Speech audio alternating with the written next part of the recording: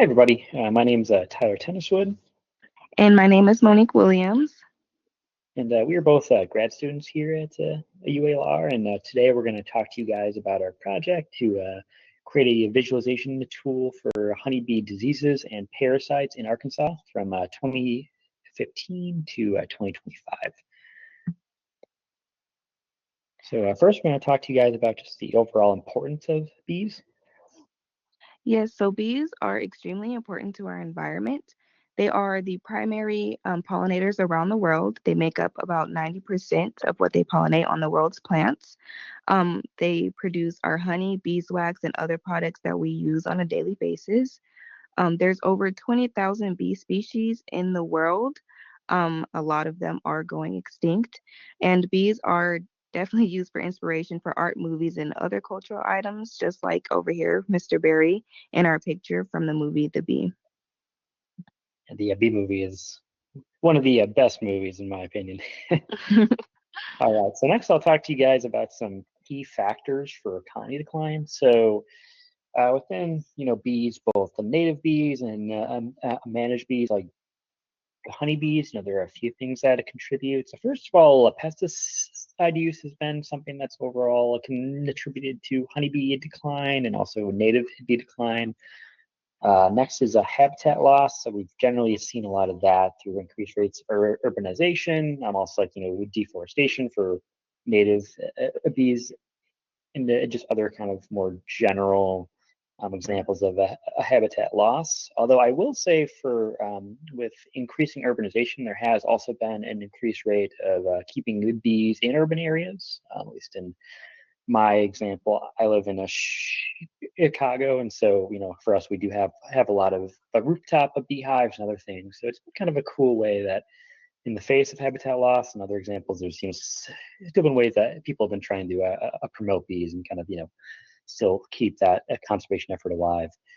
Next is climate change. So that's definitely been a big impact for bees and also other species as well. I mean, given the change in temperature and weather patterns, that's led to an increase in just the timing of plants blooming and the bees like the overall kind of bee life cycle. So that's kind of contributed to their just a few of the impacts that climate change it can have. Next is diseases and parasites. So this is going to be the overall focus of our presentation, but this has been a big area, from parasites like varroa mites to diseases like American foul brood. I'll talk about that a bit more later. There's been a lot of different things that can weaken or ultimately kill bees.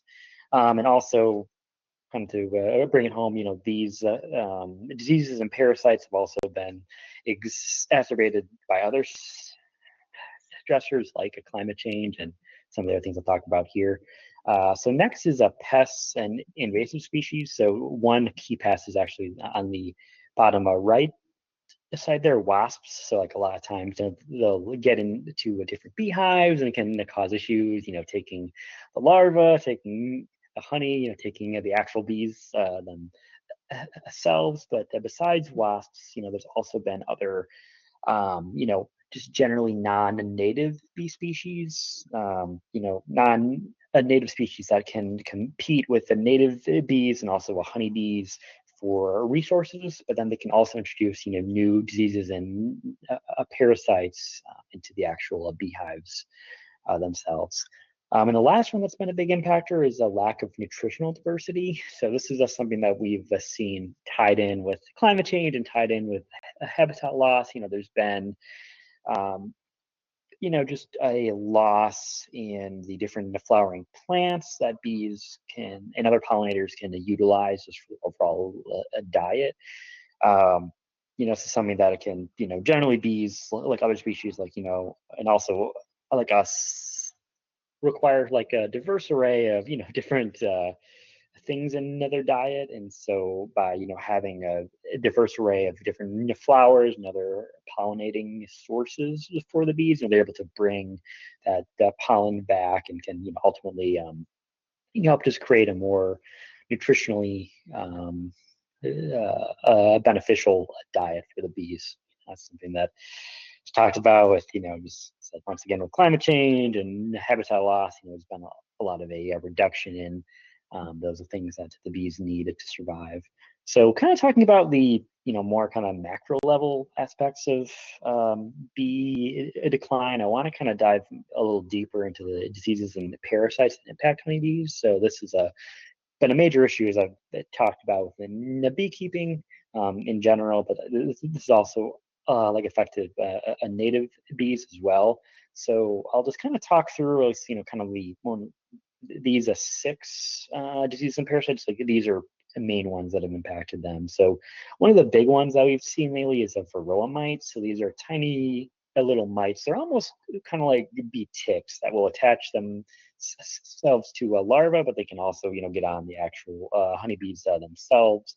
And generally when this is the case, as a parasite, it weakens of the bees. They can transmit harmful viruses, and also just in general, it's a major cause of colony losses that we've seen. So kind of next talking about some key diseases or parasites. So like American foul brood is a big issue that we've been seeing increasing. So it's actually a bacteria that basically will kind of it'll get into the hive, and it predominantly affects honeybee's larva. But once it does get into the hive, it's a highly contagious, and it can ultimately spread to multiple colonies. And it also makes it hard is that these spores themselves are very resilient. So it's kind of makes once it gets into the hive, actually like eradicating it, it's pretty challenging. One tool that beekeepers will use a lot of times is they will actually just kind of burn the hive itself, depending on if probably it's in the hive, and at that point it's like once it's there, there's not a lot of things that they can do to actually mitigate it. So a lot of times they'll just kind of just unfortunately like eradicate the hive, and then start over with a new hive.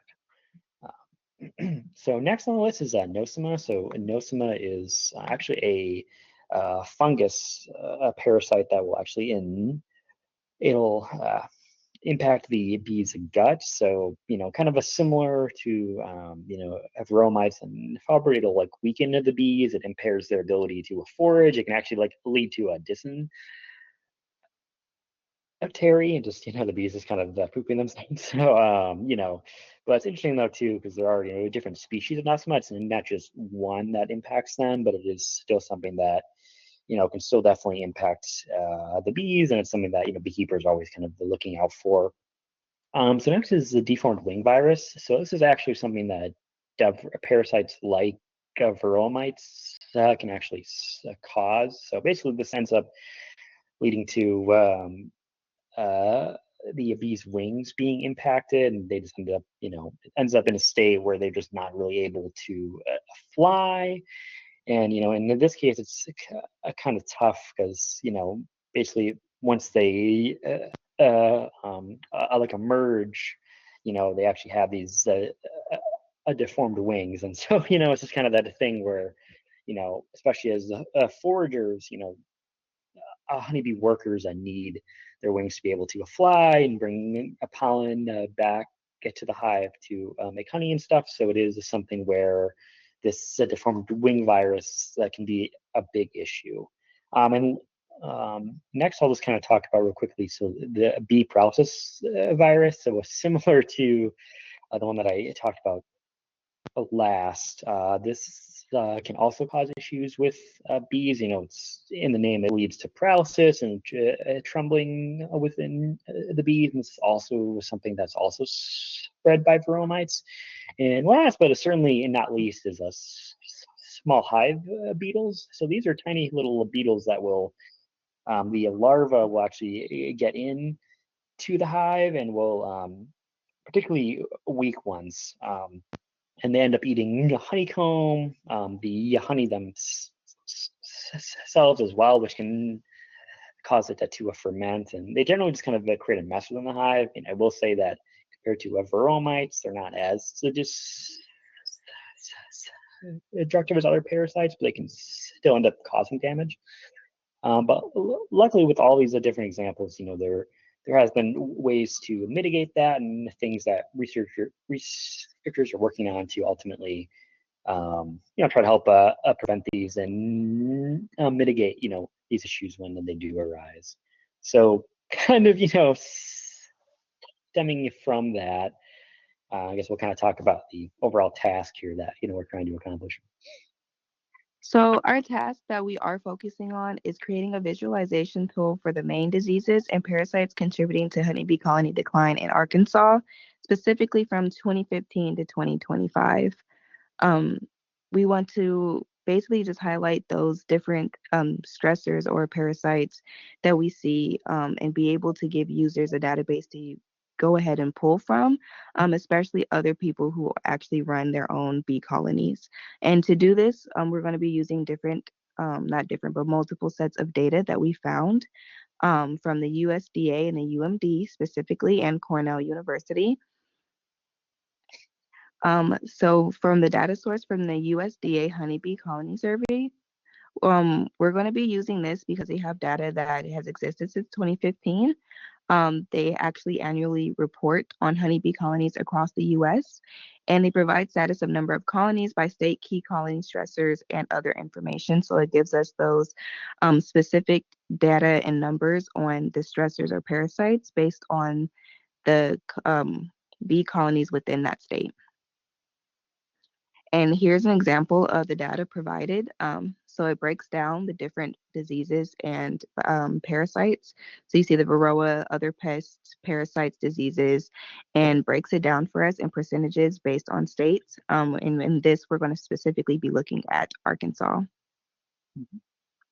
Yeah, and something I will just include here too is it is actually interesting because in this actual report, they actually do have a list of the actual, like, at least the estimate of the colonies that are in Arkansas, and so they actually did find over 21,000 colonies in January, but they said, like, with a maximum amount of colonies that could be up to 23,000. So ideally, we're hoping to use this data to target, those colonies, specifically, and the beekeepers who use those. So next, I'll talk about the USB data. So this is from the University of Maryland. So it's an open source database that's provided by the University of Maryland's Bee Lab, and it's interesting because since it is available open a source, anyone can actually, like, look at. They have different slides and the data sets, like, on the honeybee health, as well as diseases and parasites as well, that we talked about previously. But it's also cool because they actually partner with the USDA as well, and they do produce a survey on different diseases that bees experience in the US. So it is kind of nice to have this open source tool be available. So beekeepers or researchers or anyone else who's interested can actually access this and just kind of take a look. So it is interesting because they do break it down, at least in the initial visualizations. They do have a national kind of a map looking at the varroa mites per 100 bees, and this is from their most recent survey. So it's kind of interesting. Kind of you can able to go over the map and take a look at different states in particular, but it's also interesting based on their data that they actually didn't port for a few different places, like in Illinois or Arizona.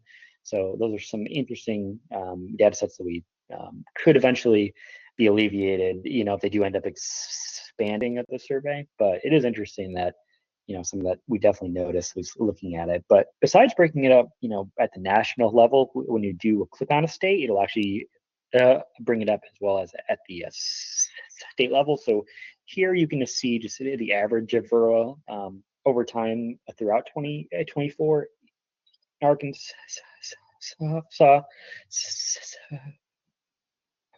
specifically. It is interesting just to see that overall kind of a trend, how you do tend to see more in the fall and the summer as well, compared to just the winter months. That's the period when bees are being are being overwintered compared to in the summer months and the fall months when the beehives are most active. So it is interesting that we hope to utilize the different data like from this particular source, as well as the USDA reports, to ultimately help create a tool that different beekeepers in Arkansas can utilize to take a look at the different diseases and the different diseases and parasites that could affect their hives. I guess, Monique, if you want to take over here. Yeah, so moving forward with the information needed from the users. So the only thing that we're going to prompt the user to need on their end is the locations that they're looking at. So specifically their county, city information within Arkansas. And then if there's any specific name or disease that they're seeking interest of or have concerns, they can also add that. So that way, when they put this information in, the data or the visualization that will appear for them will be specifically tailored to their area of interest, including what disease that they're wanting to look at specifically. Yeah, so that's kind of just more of a brief overview of the proposal here that we're hoping to develop. So as I mentioned previously, like bees are facing a lot of different stressors that have contributed to a county decline in the U.S. and more specifically in Arkansas. And ideally, by creating this tool, Arkansas beekeepers and other interested people will be able to visualize, the impact that diseases and the parasites are having on their overall colony's health, and just they'll be able to see it ideally over time within Arkansas. But once again, I thank you guys for listening to this presentation. I hope you guys are will be able to utilize the tool that we eventually create. I'm not sure, Monique, if you have any parting thoughts. Yes, no, thank you guys so much, and we hope to hear any questions you may have. Yeah, that sounds Thank great. you. Thanks, everyone. Well, thank you. I hope you have all the data that you need. I felt a little bit like it may not be there at the level that you want, but if you are confident you have it, that's fine.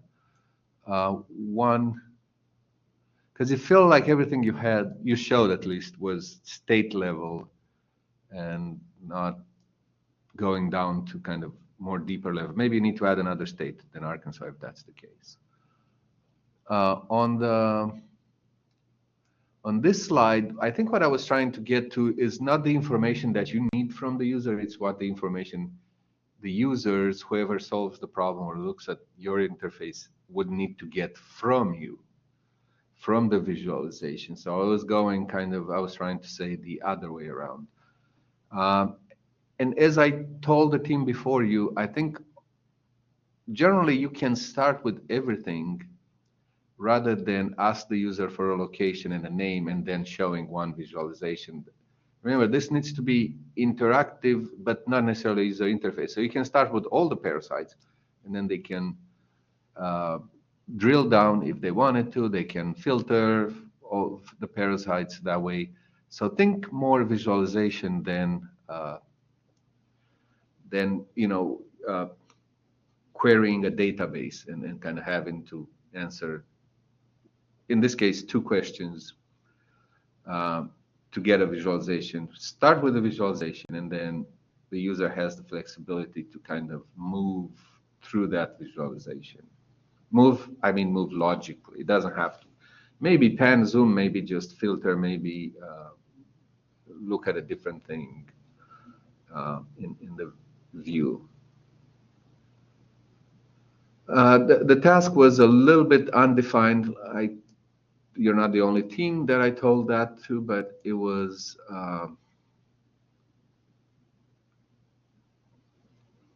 just, you kind of have to figure out a little bit a more precise task, but start with the visualizations. I'm not sure if you made these visualizations that you had. Oh, the task.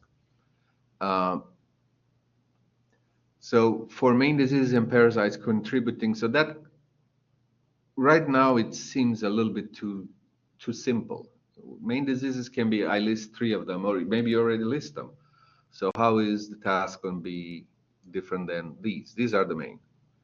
So if I just pull this out, I'm being sarcastic. I know it's not what you think, but this needs a little bit better definition here. And if it's over time, are we looking at correlation, relationships, linkage, cause and effect? All of those are going to look slightly different. Cause and effect is the hardest to do, but you have time, so you can say that something happened before A happened before B, but what happens when maybe in those 10 years you see that some parasites go away and the bee population increases. I'm not sure if there's any increase in any of those years. So kind of think a little bit more on the task, because right now it reads a little bit too simple. Uh, and I'm pretty sure that you don't think of it that way. I just have to write it a little bit better in English. And that's pretty much all I have